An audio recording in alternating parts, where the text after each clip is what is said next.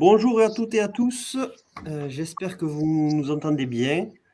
Vous êtes donc sur le webinaire de SMS Mode qui s'intitule « Les enjeux de conformité du RGPD pour les messageries mobiles ». Et on va patienter encore quelques secondes, le temps que les derniers participants nous rejoignent, puisqu'aujourd'hui on est assez nombreux, mais ça va commencer depuis 2 minutes, et on va nous rejoindre un petit peu. Sont présents autour, donc, sur ce webinaire, Brice Gilbert, qui travaille à la FNOR, Caroline Nardone de Pint Avocat et Guillaume Rogard, qui est à la fois notre RSSI et qui travaille chez Cyberwings. Et on va vous parler un petit peu de tous les enjeux RGPD et de sécurité durant ce webinaire. Je vais en profiter pour diffuser ma petite présentation qui permettra de suivre et d'avoir un support sur notre discussion et qui permettra à chacun de développer un petit peu ses thèmes. Allez, c'est parti. Est-ce que vous voyez bien mon écran? Je demande ça aux intervenants qui peuvent me répondre. Oui. Non. Non. Hop là, partager.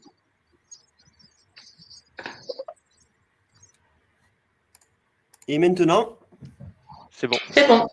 Parfait. Allez, je masque et je démarre. Donc, le webinaire s'intitule « Les enjeux de conformité du RGPD pour la messagerie mobile A2P ». Donc, c'est pour les applications vers les personnes. Et je disais merci aux intervenants de participer à ce webinaire. Donc, moi-même, qui travaille chez SMS Mode, Brice Gilbert, responsable de projet Confiance numérique à FNOR Certification, Caroline Nardone, avocate chez Pint Avocat, qui est aussi notre DPO, et Guillaume Rogard, consultant RSSI de SMS Mode et qui travaille chez Cyberwings. Donc, ce webinaire va se dérouler dans 3 thèmes. Le premier, c'est moi-même qui présenterai SMS Mode et le SMS pour vous parler un petit peu de ce que nous faisons côté SMS Mode et un petit peu du marché du SMS en général. Ensuite, on parlera du label AFNOR Privacy Tech, donc qui est le label qui est partagé entre l'AFNOR et l'association Privacy Tech. Et ensuite, nous parlerons des enjeux juridiques et cybersécurité de la solution SMS Mode avec nos intervenants. Et ensuite, je conclurai ce webinaire. Donc, SMS Mode, c'est une plateforme omnicanale française de messagerie mobile. Nous avons été créés en fin 2003, début 2004, donc presque 20 ans d'expérience dans le messaging mobile. Et l'année dernière, nous avons envoyé plus de 800 millions de messages, principalement donc du SMS professionnel des entreprises vers les particuliers. Et nous avons pour ambition de doubler ces envois d'ici 2 ans. Donc, une société en plein dynamisme. Parmi nos clients les plus connus, on travaille notamment avec Doctolib, Virtuo, Century, The Fork, anciennement La Fourchette et Education First pour leurs envois dans toute l'Europe. L'équipe SMS Mode est composée de 24 salariés, principalement basés sur Marseille, où toute la partie technique est basée. Et nous avons des bureaux à Munich et Barcelone. Donc, nos effectifs ont doublé en 2 ans. Sur les produits, et quand on parle de plateforme omnicanal, on parlait bien évidemment du SMS, donc le SMS que vous recevez pour vos opérations marketing ou pour vos envois de notifications, confirmation d'achat, de rendez-vous, de livraison. On parle de messages vocaux, donc soit du text-to-speech qui est lu par un robot et synthétisé par un robot et reçu sur téléphone, soit du message vocal de type VMS qui est déposé sur messagerie mobile. On parle du WhatsApp Business API qui a été propulsé par WhatsApp Business et qui est de plus en plus demandé par une partie de nos clients. Et on parle du RCS qui est le SMS 2.0. C'est le SMS qui va permettre d'envoyer un petit peu à l'instar du MMS, qui va permettre d'envoyer de l'image, du carrousel, du bouton cliquable. Donc un produit beaucoup plus dynamique qui est proposé par les opérateurs français et un petit peu étrangers de plus en plus et qui fonctionne sur tous les Android. Je vais vous faire un petit focus sur le SMS A2P. C'est vraiment la principale source de revenus côté SMS Mode et la plus grosse partie du business. Donc, le SMS se décompose en 3 types de messages. Le SMS marketing, solde, promotion, message de fidélité, vente de manière générale, drive to store, drive to web. Le message de type notification, rappel de rendez-vous, de réservation, livraison de colis, alerte, ça c'est la notification.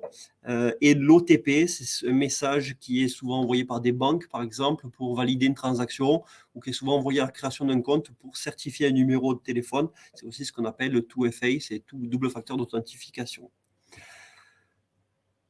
En termes de SMS en France, 11,3 milliards de SMS ont été envoyés en 2021. Donc avec une croissance de 15% à peu près. Parmi ces 11,3 milliards, on estime qu'il y a à peu près 10% des messages qui sont liés au Covid. Pour la deuxième année consécutive, ça fait que 2 ans plutôt, que 60% des messages sont de type notification. C'est-à-dire que maintenant, on envoie beaucoup plus de messages de type notification, donc confirmation et OTP, ça inclut l'OTP évidemment, que de messages de type marketing. Quelques informations sur le SMS de manière générale. Le taux de réception, 95% de taux de réception en 4 minutes de délai de lecture de moyenne. Donc en fait, quand on envoie un SMS, il est lu quasiment immédiatement et il est compatible sur tous les téléphones portables, qu'il capte Internet ou sans Internet, smartphone ou pas smartphone. Donc c'est ce qui fait sa plus grande force, c'est-à-dire sa compatibilité et sa réception immédiate. Et maintenant, je vais passer la parole à Brice pour nous parler de l'AFNOR. Bonjour à tous. Je suis Brice Gilbert, je travaille chez AFNOR Certification, un organisme de certification qui réalise des audits. Moi, je développe et je gère des certifications et labels en lien avec la confiance numérique. Donc, ça englobe la cybersécurité, la protection de la vie privée et également les usages numériques au sens large. Et du coup, je vais vous présenter le label PrivacyTech. Je vais développer quel est son intérêt. Je vais vous parler un peu du référentiel, quels sont les logiciels concernés par ce label, quelles sont les exigences à respecter et comment se passe la labellisation, comment est construit le processus. Donc, tout d'abord, pourquoi le label PrivacyTech? Merci. Donc là, vous avez sur votre écran l'évolution avec des grandes dates des certifications et labels en lien avec la protection des données personnelles. En mai 2018, le règlement général sur la protection des données personnelles, le RGPD, est entré en application en Europe. Il prévoit l'article 42 la mise en place de mécanismes de certification, label, marque, aux fins de démontrer que les opérations de traitement effectuées par les responsables de traitement et les sous-traitants respectent le RGPD. Et du coup, il prévoit également des mécanismes de reconnaissance, puisqu'il y a il y a plusieurs certifications et labels qui ont été développés depuis, seulement une partie ont été reconnus par les autorités de contrôle au titre de l'article 42. Donc tout d'abord, les autorités de contrôle ont estimé que la priorité, c'était de certifier la formation, les compétences, pour que la mise en place du règlement se fasse dans de bonnes conditions au sein des organismes. C'est pourquoi ils ont développé la certification de compétences des Data Protection Officers. Donc ça, c'est une certification de compétences, un examen avec des questions, un QCM à répondre pour tester les compétences, tester les connaissances, qui est reconnu par la CNIL. Quand vous êtes certifié d'IPO, sur votre certificat de compétences, la reconnaissance de la CNIL apparaît. Ensuite, après avoir travaillé sur la reconnaissance des certifs en lien avec les compétences, il y a des groupes de travail qui sont en cours pour ce qui concerne les certifications et labels en lien avec la mise en place du RGPD dans les organismes. Ce qu'on peut dire, c'est que en août 2019, une norme, l'ISO 27701, qui s'appelle Management de la protection de la vie privée, a été publiée. Cette norme n'est pas reconnue au titre de l'article 42. C'est une norme certifiante qui donne lieu à des audits de certification, mais elle n'est pas reconnue comme étant, je dirais, gage de conformité au RGPD. Mais il y a un groupe de travail en cours pour l'adapter, pour aller en ce sens. Alors, le seul mécanisme qui a été reconnu en lien avec la mise en place de traitements au sein des organismes, c'est le code de conduite CISPE en juin 2021. Il a été approuvé par la CNIL. C'est un code de conduite qui s'adresse aux fournisseurs de services cloud. Au jour d'aujourd'hui, je pense que je crois qu'il y a 2 ou 3 fournisseurs qui ont été évalués sur ce code de conduite. Et donc, parallèlement à ça, les compétences, les organismes, on pourrait également avoir envie de développer des certifications et des labels qui s'adresseraient aux outils logiciels. Et donc, nous, c'est ce qu'on a fait à partir de 2018 et 2019. On s'est rapproché de l'association PrivacyTech, une association d'éditeurs de logiciels dédiée à la mise en conformité au RGPD. Et on a développé avec eux le label PrivacyTech qui s'adresse aux solutions logicielles.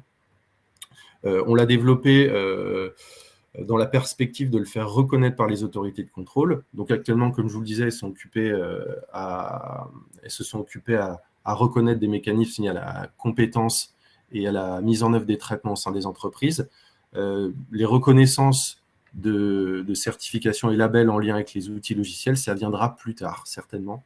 Mais actuellement, rien n'a été réalisé par les autorités de contrôle.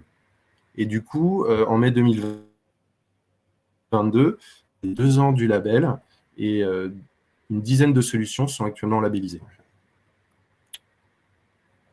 Donc, slide suivant. Merci.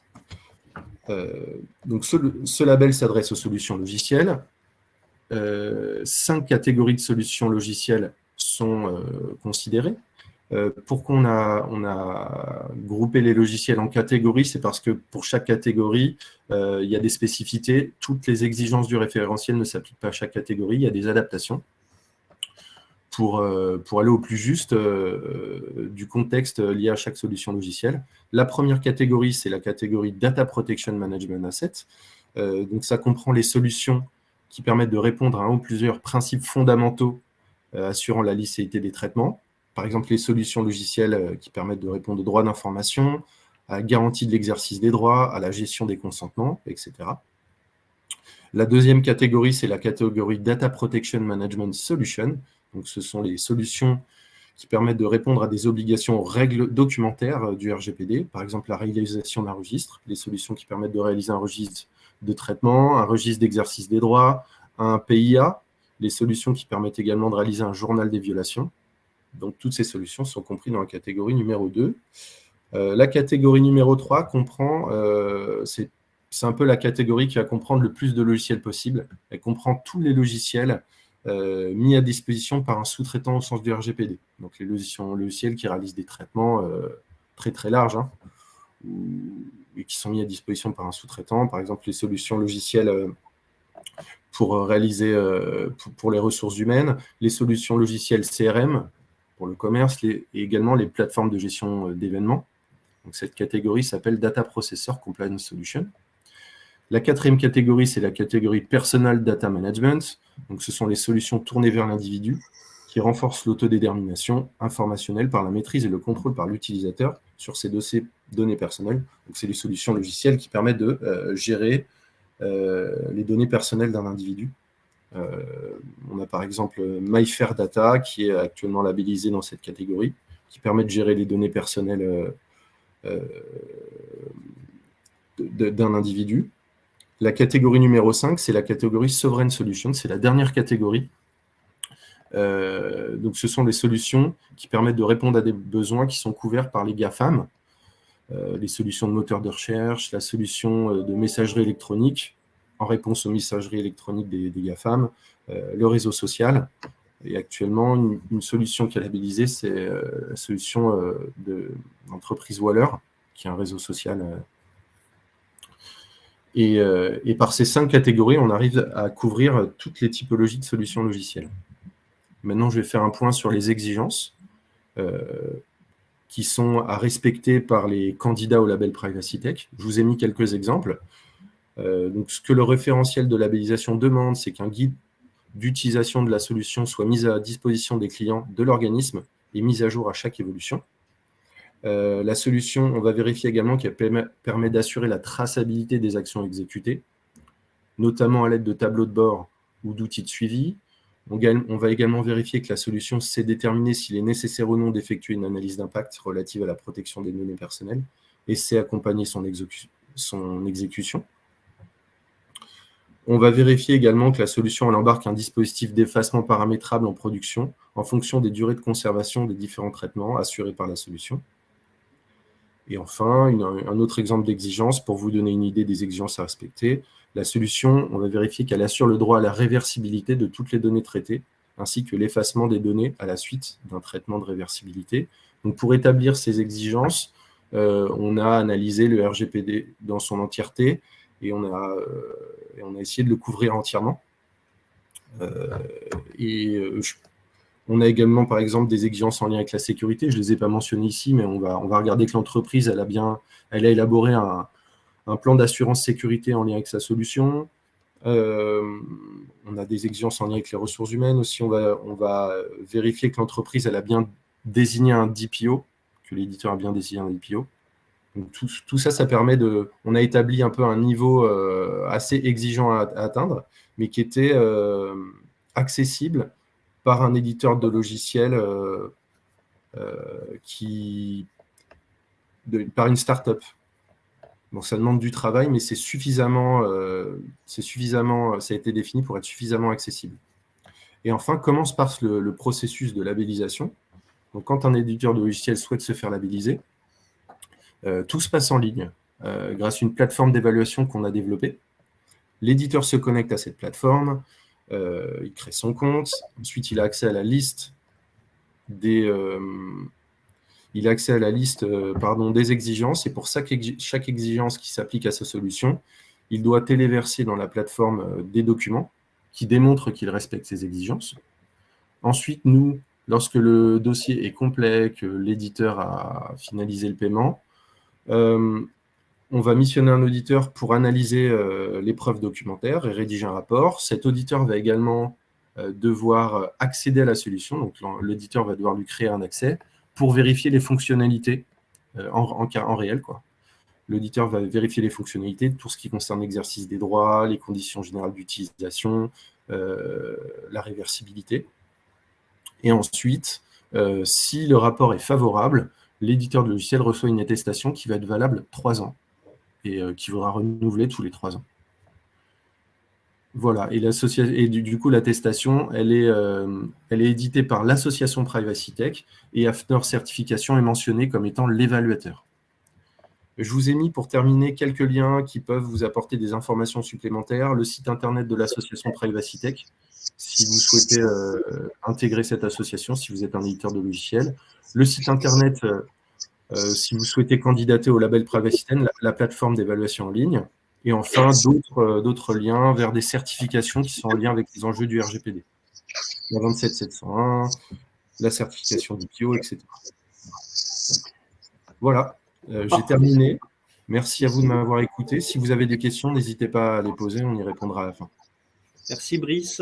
Et là, on passe la parole à Pint Avocat et Cyberwings. Bonjour, Caroline Herbonne, je suis avocate au sein du cabinet Pint Avocat. Nous sommes un cabinet d'avocats spécialisé en propriété intellectuelle et nouvelles technologies. Et notamment, nous accompagnons nos clients dans le respect de la réglementation applicable au traitement des données à caractère personnel et dans la mise en œuvre de leur conformité des outils et des traitements de données à caractère personnel qu'ils mettent en œuvre. Donc, bien évidemment, les enjeux juridiques découlent de 2 textes, la loi informatique et liberté et le RGPD, entré en vigueur en 2018. Pour schématiser, les bases de la conformité découlent d'une collecte loyale et licite des données pour des finalités déterminées, explicites et légitimes. Donc, en fonction des outils, on détermine que la collecte de données est cohérente au but recherché et au service proposé par l'outil. La collecte est bien évidemment proportionnelle et minimisée en fonction du service rendu. Et les données collectées sont exactes et mises à jour régulièrement pour respecter ce principe de minimisation des données et bien évidemment pour une durée raisonnable. Donc, tous ces principes de conformité ont été intégrés par SMS Mode et par toutes les équipes opérationnelles de façon de façon effective dès la conception des services de chacun de ces services pour se conformer au RGPD. Concrètement, cela a consisté pour nous à accompagner SMS Mode dès 2018, tout d'abord dans un audit RGPD, donc pour mettre à plat tous les traitements mis en œuvre, ce qui a permis à SMS Mode de cartographier les traitements mis en œuvre sur chacun de ces services, donc de savoir ce qui était connecté, pourquoi, et d'agir en conséquence pour se conformer au RGPD. Donc, ça passe bien évidemment par la rédaction et la mise à jour des registres de traitement, que ce soit en qualité de responsable de traitement ou en qualité de sous-traitant. Donc, c'est un travail initial et puis de longue haleine puisqu'il faut les mettre à jour au fur et à mesure de l'évolution des services. C'est également la rédaction des mentions d'information à destination des personnes concernées, que ce soit les clients de SMS Mode, ses partenaires, ses prospects, ou pour sa gestion interne, la gestion interne de l'entreprise. Concrètement également, SMS Mode permet, grâce à tout ce process de mise en conformité, fait en sorte que chacun de ces services garantit que seules les données traitées sont nécessaires à la finalité du traitement. Donc, là encore, principe de minimisation. Donc, les données collectées sont corrélées aux services rendus. Et pour ses clients, SMS Mode permet que chacun de ces outils permet un paramétrage par défaut et à minima de la collecte des données, également pour que les clients puissent utiliser l'outil en conformité avec la réglementation, et en leur permettant également de purger automatiquement et de façon sélective les données à l'issue de certaines durées qui ont été établies en fonction des types de données, en fonction des finalités, ou encore de gérer les habilitations et le droit d'accès informatique pour que l'outil soit conforme d'un point de vue RGPD. C'est également l'information des personnes concernées. Donc là, c'est la mise en place des mentions d'information, mais également par exemple, d'une adresse dédiée pour les demandes d'accès des personnes concernées. Un traitement dédié également au sein des équipes SMS Mode pour que les personnes qui souhaitent exercer leurs droits puissent avoir un interlocuteur dédié à cela, et donc un traitement effectif des demandes. Et enfin, c'est bien évidemment la vigilance quant à la localisation des données, donc bien évidemment en conformité avec le RGPD, et une veille permanente que nous menons en collaboration avec SMS Mode quant aux communications de la CNIL ou de tout autre organisme qui du coup applique en continu les principes du RGPD et fait évoluer bien évidemment l'interprétation que nous devons avoir du texte. Donc, en tant que DPO externalisé, nous accompagnons SMS Mode sur tous ces points, et chaque équipe a bien évidemment cette conscience de la conformité des traitements. Merci beaucoup. Et maintenant, on va passer la parole à Guillaume Rogard de Cyberwings, et qui est aussi notre RSSI. Je vais vous parler un petit peu de la sécurité des données. Merci Fabien, et merci Caroline pour ce récapitulatif des exigences du RGPD. Alors parmi celles-ci, tu en as un petit peu parlé, on trouve l'article notamment 32 du RGPD qui nous engage le responsable de traitement et le sous-traitant à mettre en œuvre des mesures techniques et organisationnelles appropriées pour garantir le niveau de sécurité adapté au risque. Donc SMS Mode n'a pas attendu cette obligation pour avoir conscience du besoin de sécurité des données de ses clients et des destinataires des messages. En plus de la base de contact que nous devons protéger, on a aussi tout le contenu envoyé qui peut être sensible. Fabien nous a parlé des messages de notification et des one-time passwords, donc des messages d'authentification temporaire. Donc ça fait depuis plus d'1 an et demi maintenant que nous accompagnons SMS Mode, qui a fait le choix de se lancer dans la formalisation d'un système de management de la sécurité de l'information, qui est fondé à la fois sur les risques qui sont liés à sa solution, sur les attentes de ses clients et sur bien sûr le respect de la réglementation et surtout le RGPD. Donc ce SMSI a permis à SMS Mode d'entrer dans un cycle d'amélioration continue avec tout d'abord la planification d'objectifs de sécurité en fonction des besoins de ses clients, de la réglementation, de la mise en œuvre de mesures organisationnelles et techniques, de la vérification de l'efficacité de ces mesures. À chaque fois, il va falloir vérifier si ce qu'on a mis en place nous permet bien d'atteindre les objectifs définis et si on ne peut pas améliorer leur efficacité, leur performance. Et enfin, du coup, l'ajustement et la maintenance de ces mesures qui nous permet de faire ce cycle d'amélioration continue.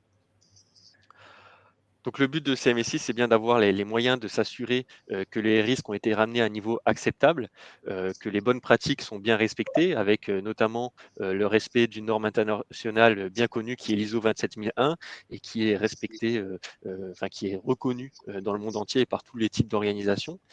C'est pour ça que SMS Mode a fait le choix de pouvoir prouver cet engagement pour la sécurité des données avec une certification que nous sommes en train de préparer, la certification ISO 27001 de sa solution. Ce label Privacy Tech nous a justement permis de nous préparer à cette certification avec une couverture d'un certain nombre d'exigences communes sur la sécurité des données personnelles qui a fait son entrée dans la version 2022 de la norme, de l'ISO 27002 notamment. Et donc, ça nous permet de faire une première étape vers cette certification ISO 27001 que nous préparons. Plus concrètement, SMS Mode du coup a mis en œuvre plusieurs mesures de sécurité que vous pouvez retrouver notamment dans notre plan d'assurance sécurité que l'on a avec nos clients.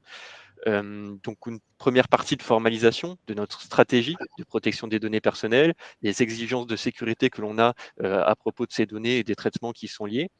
On s'est inspiré notamment de la norme ISO 27701 qui a été citée précédemment. Nous mettons aussi en œuvre plusieurs mesures techniques qui va être le chiffrement des données, que ce soit en transit ou au stockage, selon les recommandations de la CNIL et de l'ANSSI. Des mesures de contrôle d'accès avec une matrice de droit à la fois côté utilisateur, donc permettre à nos clients de bien définir qui a accès à quoi, mais aussi côté administrateur de SMS Mode, où on respecte à la fois le besoin d'en connaître et les principes de moindre privilège, avec des droits qui sont vraiment nécessaires au métier de la personne qui travaille sur la plateforme. On a, pour renforcer ce contrôle d'accès, une politique de mot de passe avec les recommandations habituelles sur la longueur, sur la complexité, deux facteurs d'authentification obligatoires pour tout ce qui est administrateur de la plateforme, côté SMS Mode, et la possibilité pour nos clients, pour les utilisateurs, d'ajouter un second facteur également d'authentification. Et on s'est également préparé à la gestion des incidents de sécurité et à la continuité en cas de problème sur la plateforme pour si jamais un jour ces mesures ne suffisent pas, on puisse réagir rapidement et en conformément au RGPD.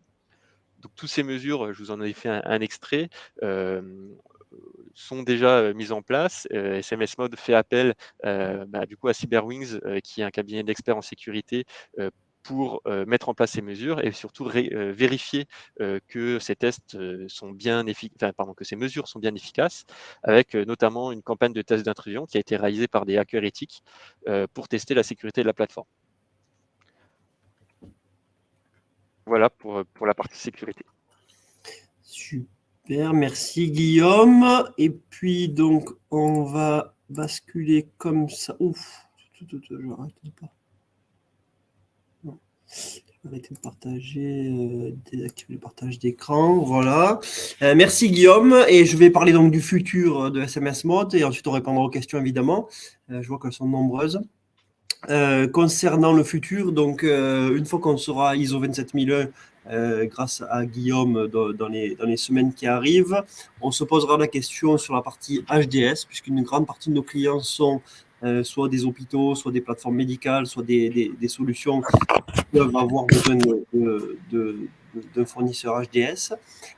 Et là, et donc voilà, l'idée serait peut-être de fournir une solution HDS. Guillaume, peut-être tu peux nous dire deux mots sur HDS, ou peut-être Brice, puisque vous connaissez bien ces sujets-là, d'un côté AFNOR et côté Cyberwings. Tu commences, Guillaume? Allez, très bien. Oui, effectivement, le SMSI qu'on met en œuvre prépare évidemment la certification HDS. Donc, on prend déjà en compte certaines mesures, certaines exigences de la norme HDS dans le SMSI actuel pour se faire certifier ISO 27001, dans le but d'apporter une assurance supplémentaire à nos clients sur la sécurité des données que l'on va stocker, dans notamment la partie notification des rendez-vous médicaux. Moi, ce que je peux dire sur HDS, c'est que 80% du travail, c'est d'être ISO 27001. Du coup, quand vous serez certifié sur l'ISO 27001, vous aurez fait 80% du travail. Les 20% restants concernent principalement des exigences en lien avec le RGPD.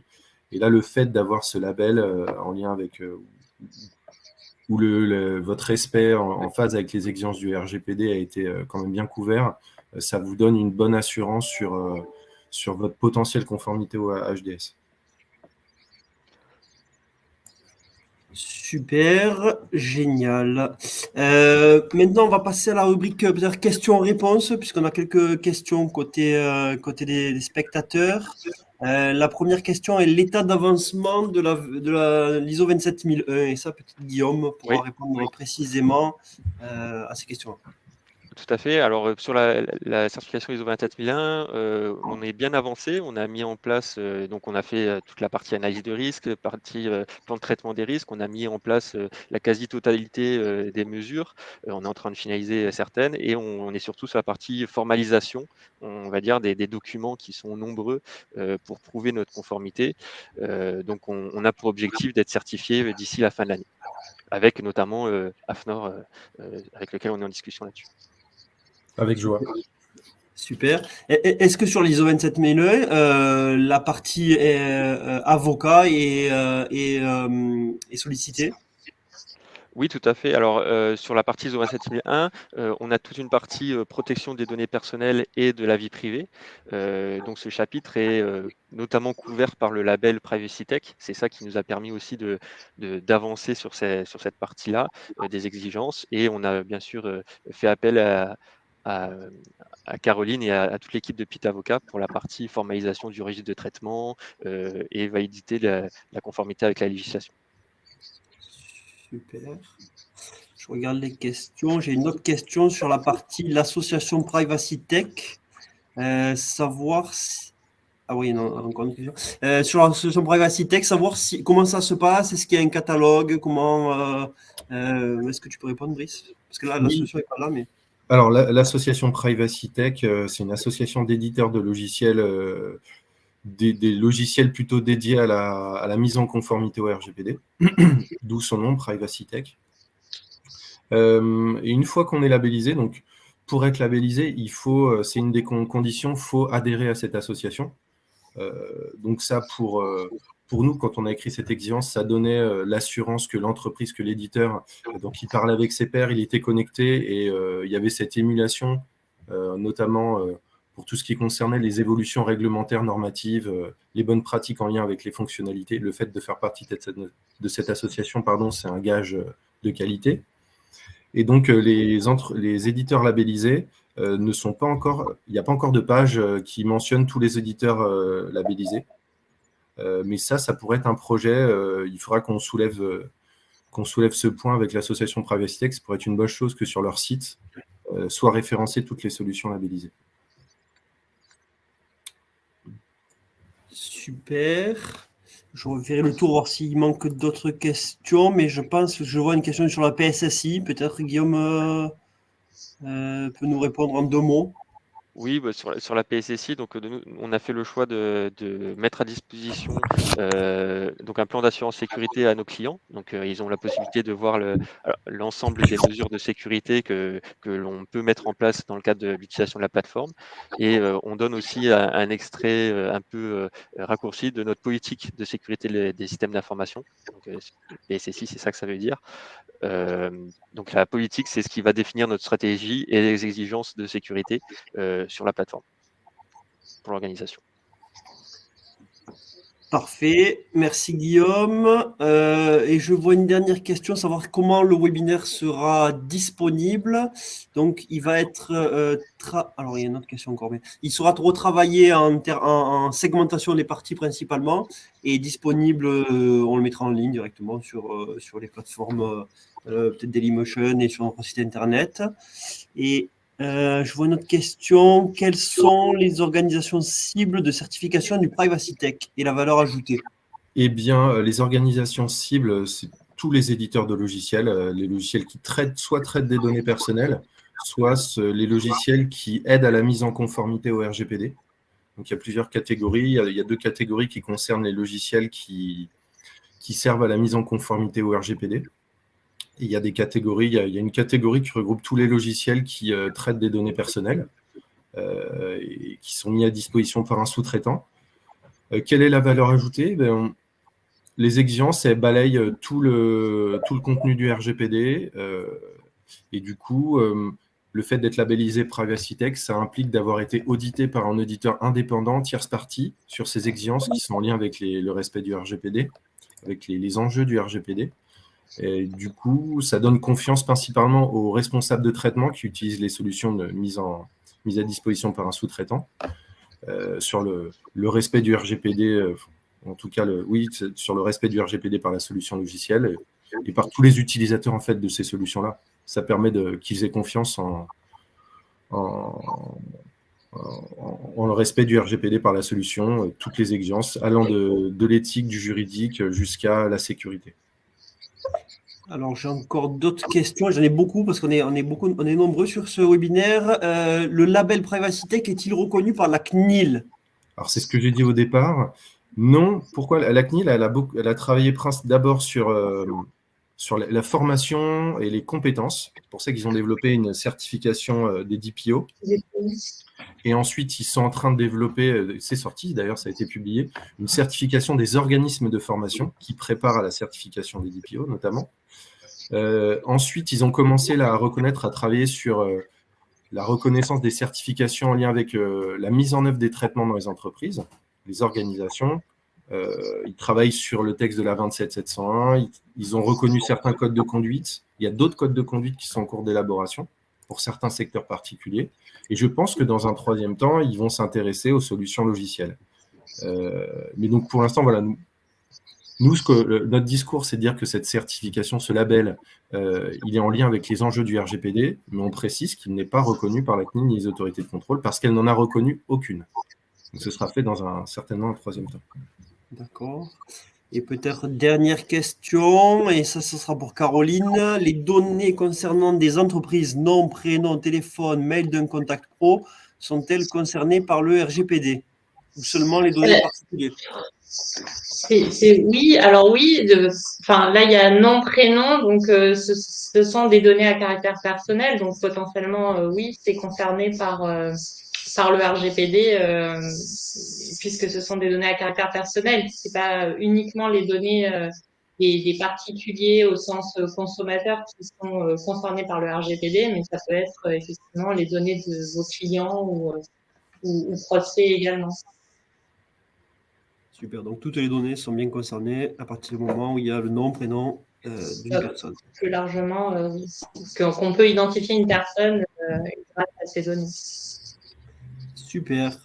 Ben, merci à toutes et à tous. Peut-être que j'avais un dernier point à ajouter sur les bénéfices. Alors, ce que j'ai pu constater, moi, en ayant le retour d'éditeurs labellisés, c'est qu'en général, lorsqu'il y a un appel d'offres, le fait d'avoir un certificat réalisé par un acteur indépendant comme l'AFNOR ou d'autres, ça permet de faciliter le fait d'avoir accès à certains contrats, pour certains donneurs d'ordre.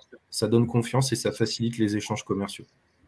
C'est le cas pour toutes les certifications et tous les labels en général. C'est exactement Et ça. ça valorise le travail des équipes également, parce que dans Et ça valorise. la mise en conformité, c'est un travail assez lourd.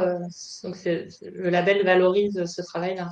Ben, nous, clairement, côté SMS Mode, c'était l'objectif, c'est-à-dire aussi c'était de faire un jalon entre la 27001 et le début des travaux pour l'avoir. Et d'autre part, de profiter du label un peu certifiant de l'AFNOR ou du Privacy, enfin, des deux, le Privacy Tech, pour prouver que quelque chose est fait côté SMS Mode. Parce que c'est toujours difficile de dire qu'on fait beaucoup de choses et de ne pas le prouver. Et d'avoir un label qui le prouve nous aide beaucoup à ça, en effet. Et oui, donc il y a des commentaires. Donc oui, en effet, que Judy Saël-Blanc dit que les labels et certifications sont de plus en plus exigés pour contracter. Il confirme ce que nous disons. Merci beaucoup à toutes et à tous, en tout cas, une nouvelle fois, aux participants, aux speakers, d'avoir présenté ce webinaire avec nous, SMS Mode. On a été ravis de faire ce travail commun et pour nous, c'était important aussi de rendre un petit rapport de l'état d'avancement de notre politique de sécurité. Je vous remercie chacun et vous souhaite une bonne journée. Donc, ça sera disponible d'ici quelques jours sur notre site internet. Merci à tous. Merci à vous. Merci. Merci à vous. Bonne journée. Bonne Au journée. revoir.